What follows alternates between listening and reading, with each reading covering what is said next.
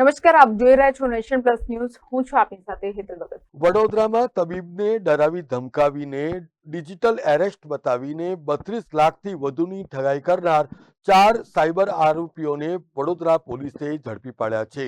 વડોદરાના cyber crime police station ખાતે digital arrest અંગેની ફરિયાદ નોંધાઈ હતી, જેમાં ફરિયાદીને સાયબર માફિયાઓએ DHL કુરિયરમાંથી બોલતા હોવાનું જણાવ્યું હતું અને એમ જણાવ્યું કે એક કુરિયર બેંકોક જાય છે અને એ કુરિયરમાં ગેરકાનૂની વસ્તુઓ છે.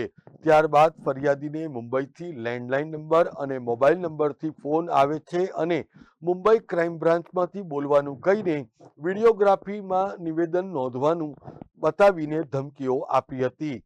ફરિયાદીને અલગ અલગ રીતે ડરાવીને 2 અલગ બેંક ખાતામાં કુલ 32,50,000 રૂપિયા ટ્રાન્સફર પણ કરાવ્યા હતા.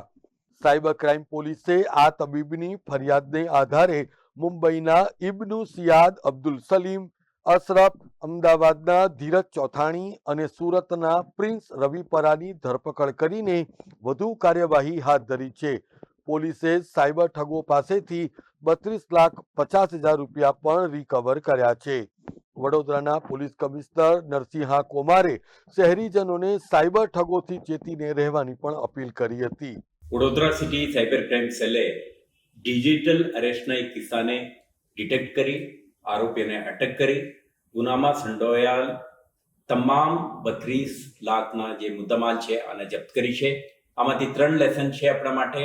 એક, CBI, crime branch, enforcement directorate, narcotics control bureau વગેરેના નામે કોઈ આવીને કોઈને પાસે પૈસા માંગે તો આના સાચું માનવાની કોઈ કારણ નથી. અને કોઈ અરેસ્ટનું વાત કરે, ડિજિટલ અરેસ્ટ માટે કાયદામાં કોઈ પણ પ્રકારની જોગવાઈ નથી અને મોબાઈલ ઇન્સ્ટ્રુમેન્ટ તમારા હાથે છે, આ કમ્યુનિકેશનનું સાધન છે, તમે આને સ્વિચ ઓફ કરી શકશો તરત જ અને નંબરને બ્લોક કરીને સાયબર ક્રાઇમ પોલીસ સ્ટેશનને ઇન્ફોર્મ કરો તો આરોપી સુધી પહોંચવાની આપને સફળતા મળશે. Bureau report, nation plus news, Vadodara.